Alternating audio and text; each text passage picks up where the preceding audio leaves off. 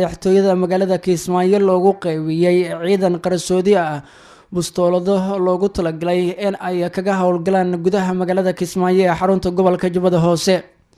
ciidankaas ayaa la tilmaamay in la siiyay 30 bustooladood oo noocyada kala duwan leh oo bustooladuhu ay u qaybsamaan isla markaana si qarsoodi ah ay uga howlgalayaan magaalada Kismaayo. musharaxiinta iyo siyaasiyiinta ku sugan magaalada Kismaayo ayaana walaac ka muujiyay tilaabooyinka ay qaadayso madaxtooyada magaalada Kismaayo ee Jubbaland oo ay ku tilmaameen inay qaybisay hub lagu bartilmaameedsanayo musharaxiinta iyo siyaasiyiinta ka aragtida duwan madaxweyne Axmed Madoobe ee xilligan ku sugan magaalada Kismaayo. waxaa la sheegay in bustooladahaasi la aaminsan yahay in ay yihiin kuwa ka hor imaanaya musharaxiinta la tartamaya madaxweyne Axmed Madoobe isla markaana laga cabsi qabo in laga fuliyo magaalada Kismaayo howlgallo qarsoodi ah oo lagu beegsado dadka aan taageersanayn madaxweyne Axmed Madoobe.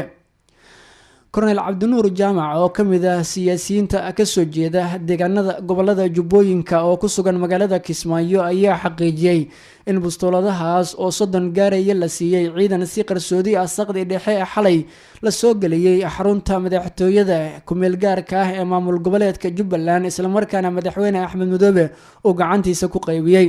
waxa walaac ka muujiyay cidda bustooladahaasi ku howlgalaysa iyo sidoo kale shakhsiyaadka laga yaabo in lagu bartilmaameedsado. waxa uu sheegay in musharaxiintu durbaba ay walaac dareemeen la xiriira xaaladooda amni.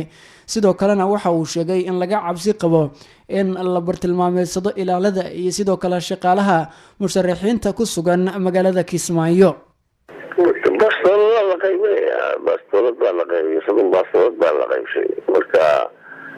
dadka kan wali laba dhaqan celin aqoonta maadiga ah oo maamul yani laguma dhaqan celin dhulkan sidii loo ahaa magalaysaa Kamboni baa meesha lagu qabtay. dowladuna waa ka xakameysnayd, caalamkuna waa ka xakameysnaa. tababarayda dad lama gelin, dadka lama waxaysan lama dhiqin wali xajirnimadii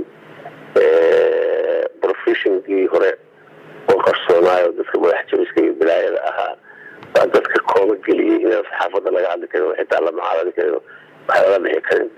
marka khataraha noocaas oo kale ah oo in laga dhaqo meesha u baahan tahay.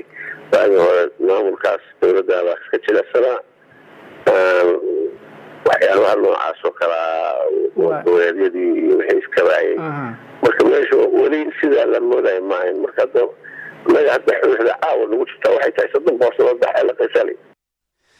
ciidanka qarsoodiga ah ee la hubeeyay ee bustooladaha loogu qaybiyay xarunta madaxtooyada ee magaalada Kismaayo waxa ay sii kordhinayaan walaac ay qabaan musharaxiinta la tartamaya madaxweyne Axmed Madoobe oo qaarkood ay horay u sheegeen in loo dhigay shirqoolo qarsoodi ah iyadoo maamulka Axmed Madoobe uu isticmaalayo bombooyin dhulka lagu aasay iyo sidoo kale kuwa kale oo lagu weeraray ilaaladooda.